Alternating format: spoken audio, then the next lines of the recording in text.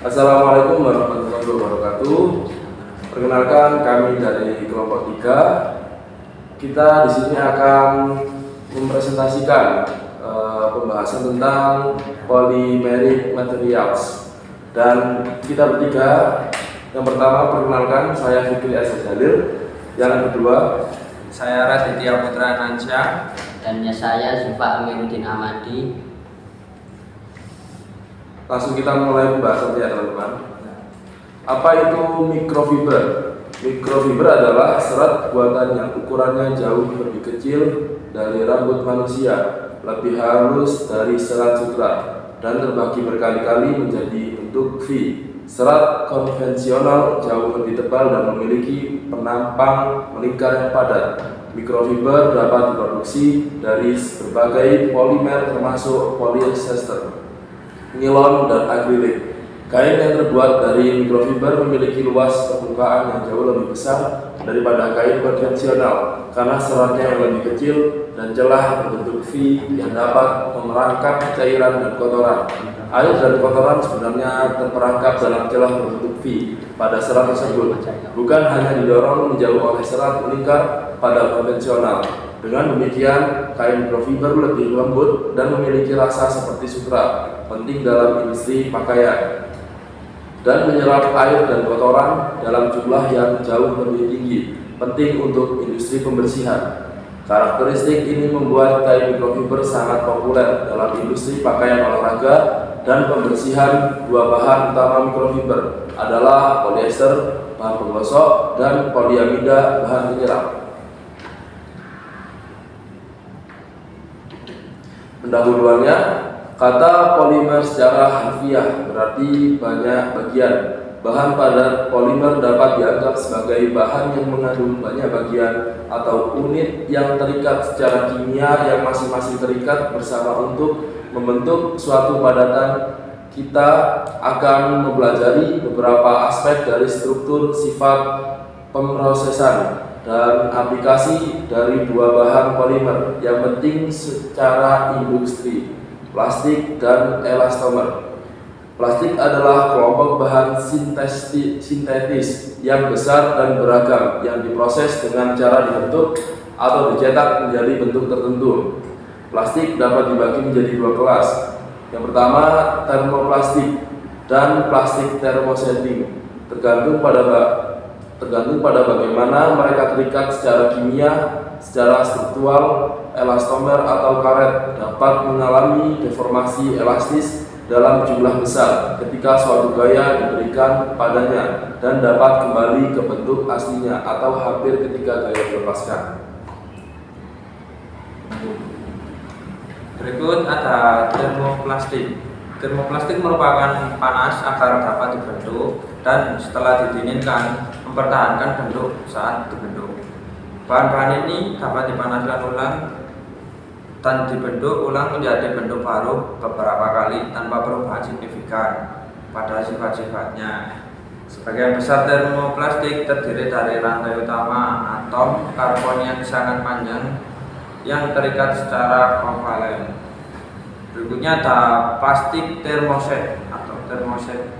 Plastik termoset yang dibentuk menjadi bentuk permanen dan diawetkan atau diperkeras melalui reaksi kimia, tidak dapat dicairkan kembali dan dibentuk ulang menjadi bentuk lain, tetapi akan rusak atau terurai setelah dipanaskan pada suhu yang terlalu tinggi.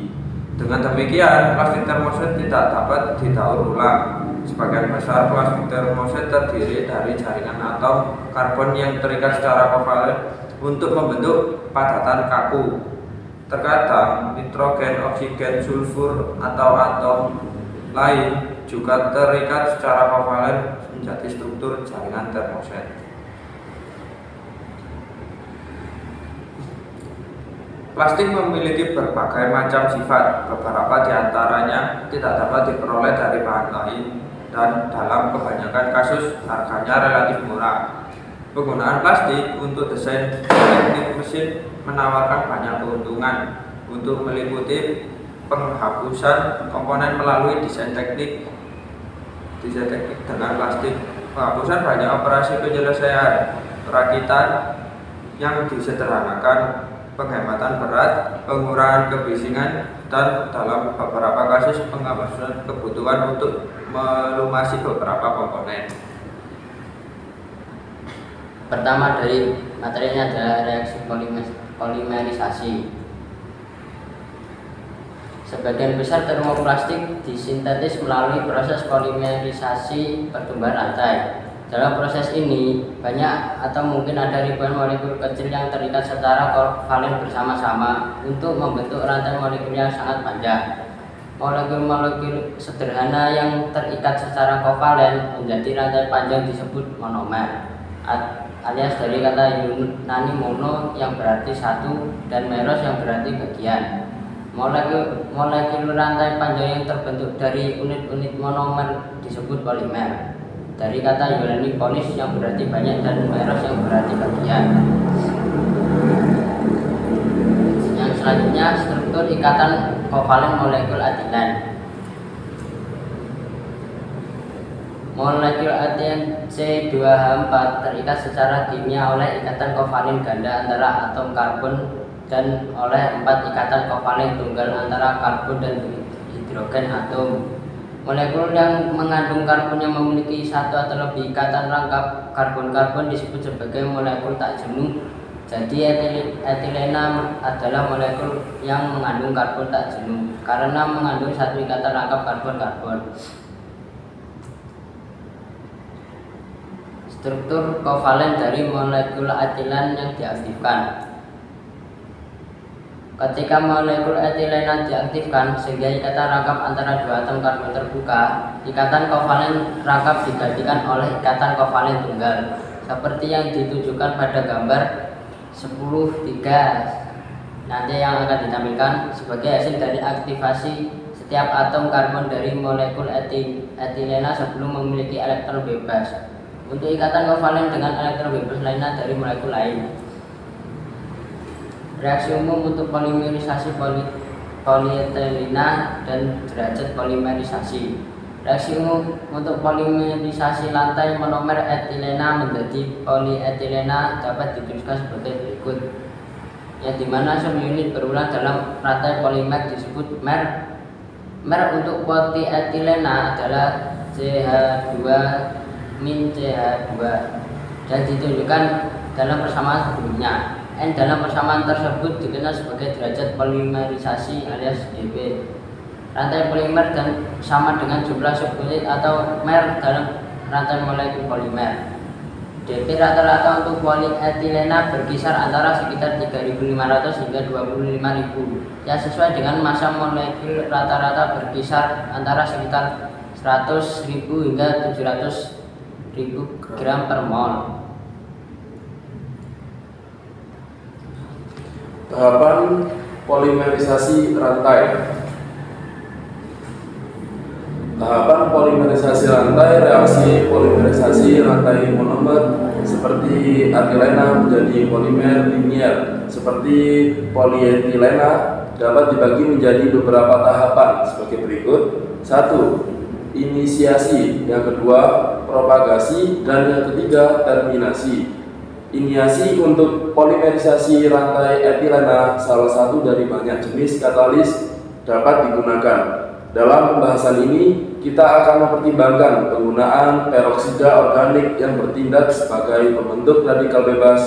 Radikal bebas dapat didefinisikan sebagai atom seringkali merupakan bagian dari kelompok yang lebih besar yang memiliki elektron tak berpasangan, elektron bebas yang dapat berikatan secara kovalen dengan elektron tak berpasangan, elektron bebas dari atom atau molekul lain. Yang kedua, propagator, proses pemanjangan rantai polimer dengan penambahan unit monomer secara berurutan disebut propagasi. Ikatan rangkap di ujung unit monomer etilena dapat dibuka oleh radikal bebas yang diperpanjang dan terikat secara kovalen padanya. Dengan demikian, rantai polimer diperpanjang lebih lanjut oleh reaksi R-CH2 min CH2 plus CH2 sama dengan CH2 sampai R-CH2 kurangi min CH2 dan min CH2. Rantai polimer dalam polimerisasi rantai terus bertumbuh secara spontan karena energi sistem kimia diturunkan oleh proses polimerisasi rantai. Artinya, jumlah energi polimer yang dihasilkan lebih rendah daripada jumlah energi monomer yang menghasilkan polimer. Derajat polimerisasi polimer yang dihasilkan oleh polimerisasi rantai bervariasi dalam bahan polimer. Selain itu, dP rata-rata bervariasi di antara bahan polimer. Untuk polietilena komersial dP biasanya rata-rata dalam kisaran 3.500 hingga 25.000. Termination penghentian. Penghentian dapat terjadi dengan penambahan radikal bebas terminator atau ketika dua rantai bergabung. Kemungkinan lain adalah sejumlah kecil pengotor dapat menghentikan rantai polimer. Penghentian dengan penggabungan dua rantai dapat direpresentasikan oleh R CH2 min CH2 plus R CH2 min CH2 sampai R CH2 min CH2 min CH2 min CH2R. Berikut ada molekul rata-rata untuk termoplastik. Termoplastik terdiri dari rantai polimer dengan panjang yang berbeda-beda, yang masing-masing memiliki berat molekul dan tingkat polimerisasi sendiri. Jadi, kita harus berbicara tentang berat molekul rata-rata ketika mengacu pada massa molekul bahan termoplastik. Berat molekul rata-rata termoplastik dapat ditentukan dengan menggunakan teknik fisika kimia khusus. Salah satu metode yang umum digunakan untuk analisis ini adalah menentukan fraksi berat dari rentang berat molekul. Berat molekul rata-rata termoplastik kemudian merupakan jumlah fraksi berat dikalikan dengan berat molekul rata-rata untuk setiap rentang tertentu dibagi dengan jumlah fraksi berat. Jadi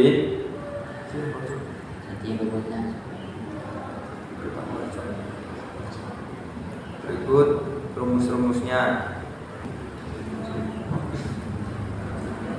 Berikut fungsionalitas monomer. Agar monomer dapat berpolimerisasi, monomer tersebut harus memiliki setidaknya dua ikatan kimia aktif.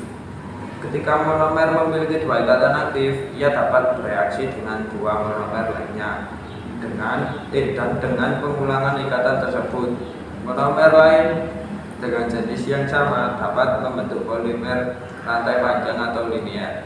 Ketika monomer memiliki lebih dari dua ikatan aktif, polimerisasi dapat berlangsung dalam lebih dari dua arah, dan dengan demikian molekul jaringan tiga dimensi dapat dibangun. Jumlah ikatan aktif yang dimiliki monomer disebut fungsionalitas monomer. Monomer yang menggunakan dua ikatan aktif untuk polimerisasi rantai panjang disebut bifungsional. Dengan demikian, etilena merupakan contoh monomer bifungsional, monomer yang menggunakan tiga ikatan aktif untuk membentuk bahan polimer jaringan disebut trifungsionalitas.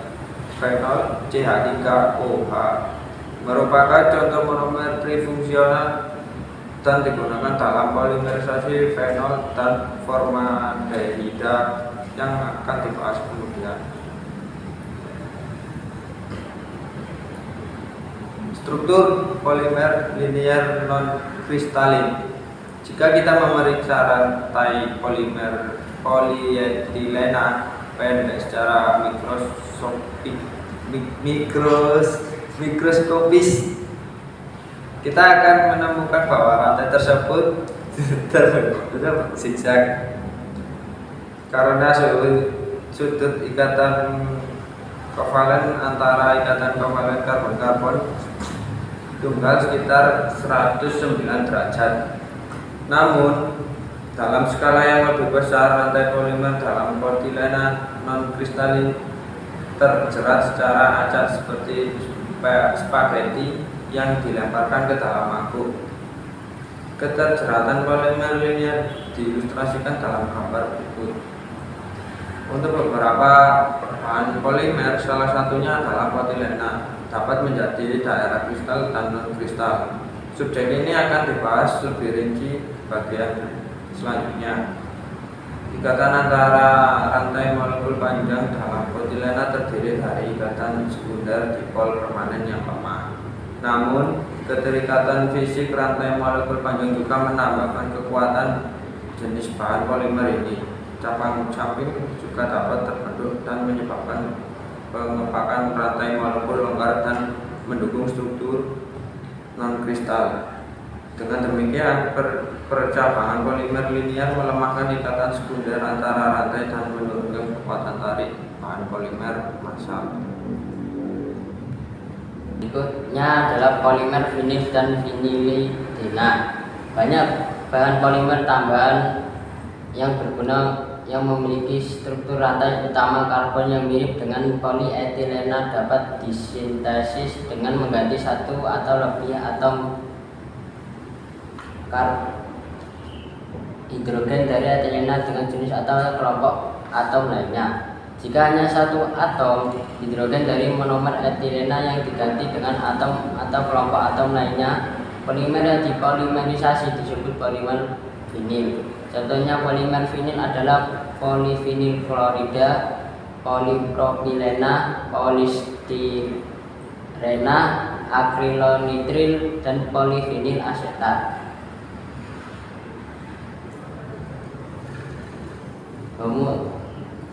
Homopolimer dan copolimer. Homopolimer adalah bahan polimer yang terdiri dari rantai polimer yang terdiri dari unit berulang tunggal. Artinya, jika A adalah unit berulang, rantai homopolimer akan menjadi urutan AAAA dan seterusnya. Dalam rantai molekul polimer, sebaliknya copolimer terdiri dari rantai polimer yang terdiri dari dua atau lebih unit berulang yang berbeda secara kimia yang dapat berada dalam urutan yang berbeda.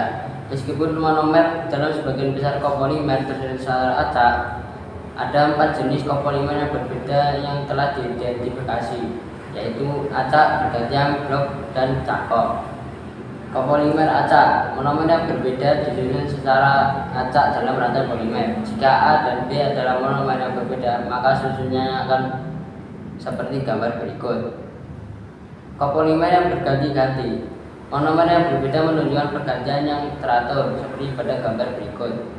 Yang ketiga, copolimer blok, monomer yang berbeda dalam rantai disusun dalam blok yang relatif panjang dari setiap monomer seperti gambar berikut. Yang terakhir, copolimer cangkok, pelengkap dari satu jenis monomer dicangkokkan ke rantai panjang monomer lain seperti gambar berikut.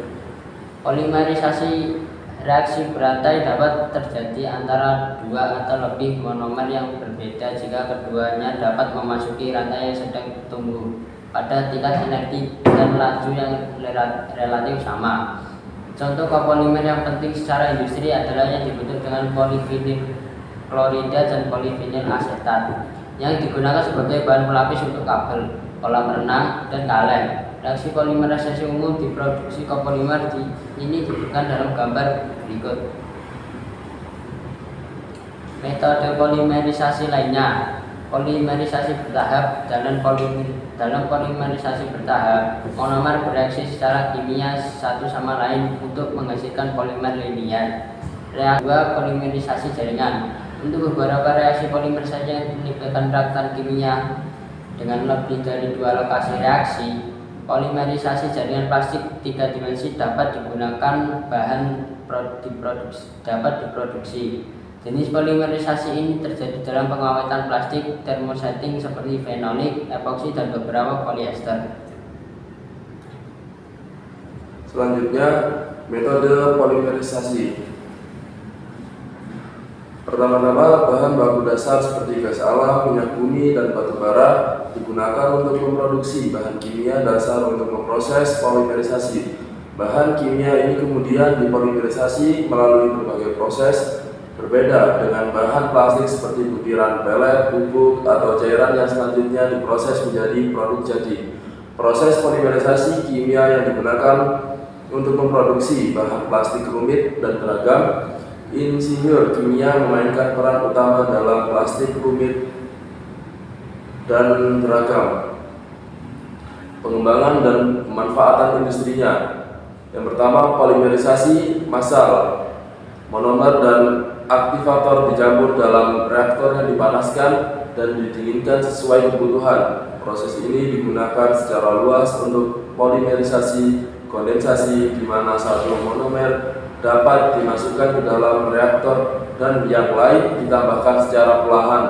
Proses massal dapat digunakan untuk banyak reaksi polimerisasi kondensasi karena panas reaksi rendah. Yang kedua, polimerisasi larutan. Monomer dilarutkan dalam pelarut non-reaktif yang mengandung katalis. Panas yang dilepaskan oleh reaksi diserap oleh pelarut sehingga laju reaksi berkurang.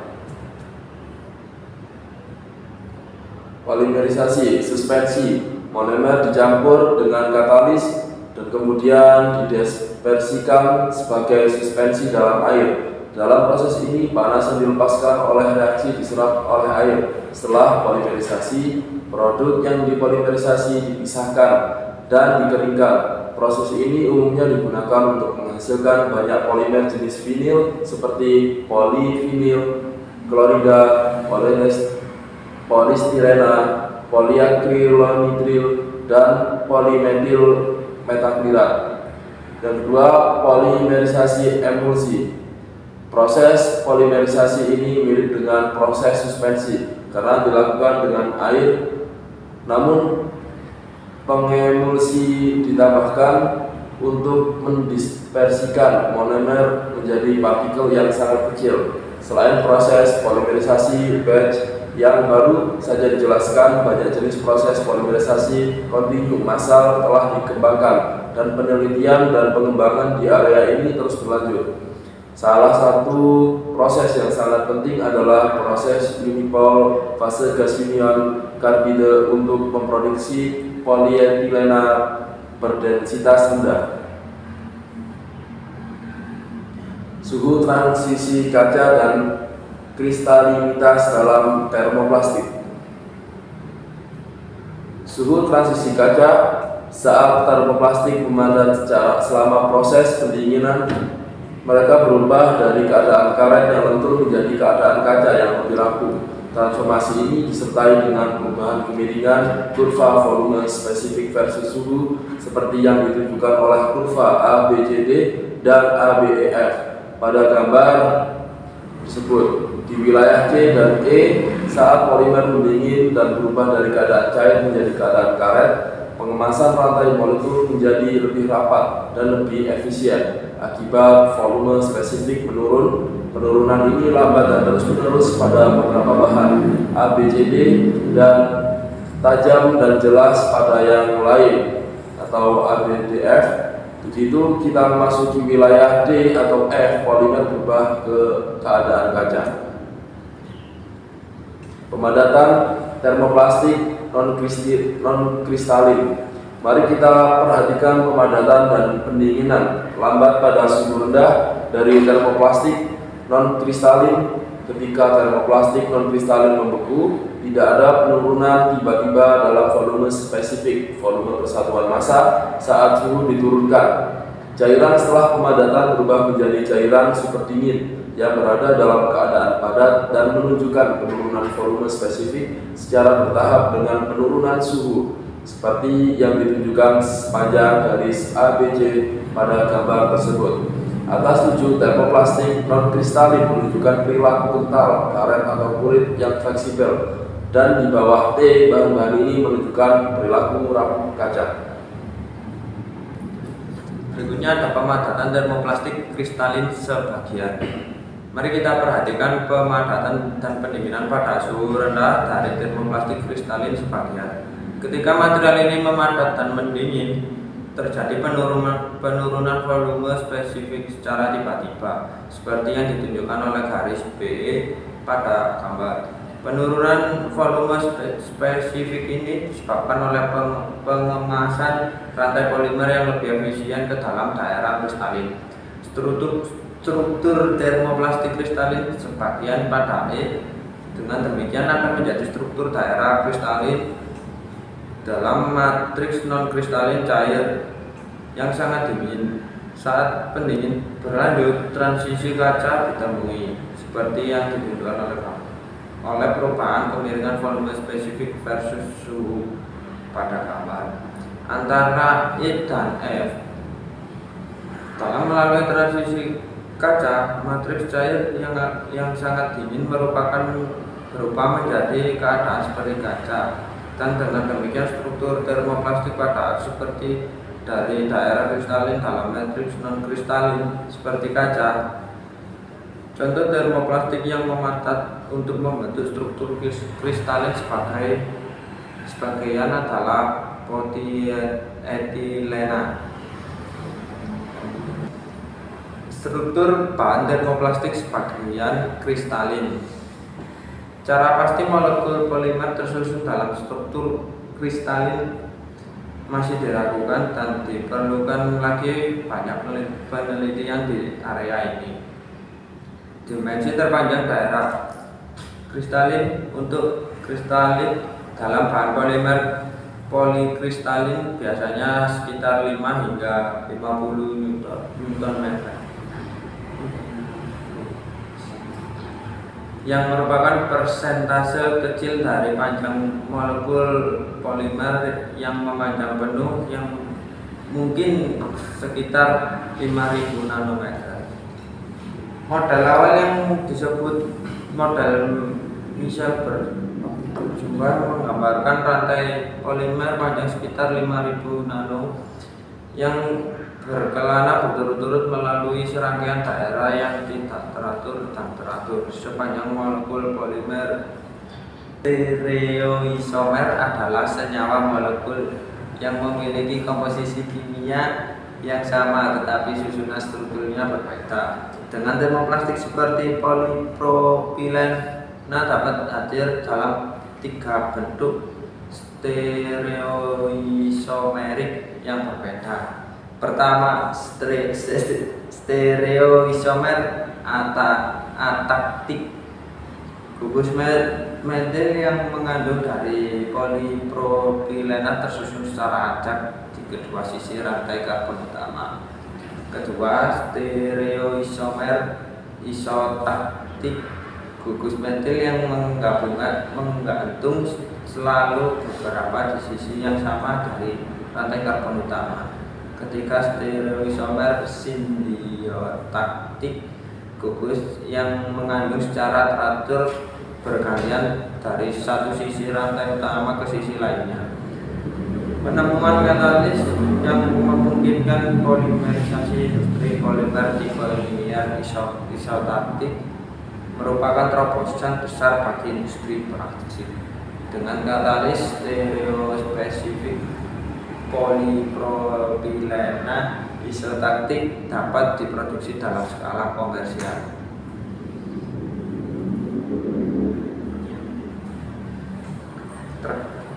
Katalis Ziegler dan Nata.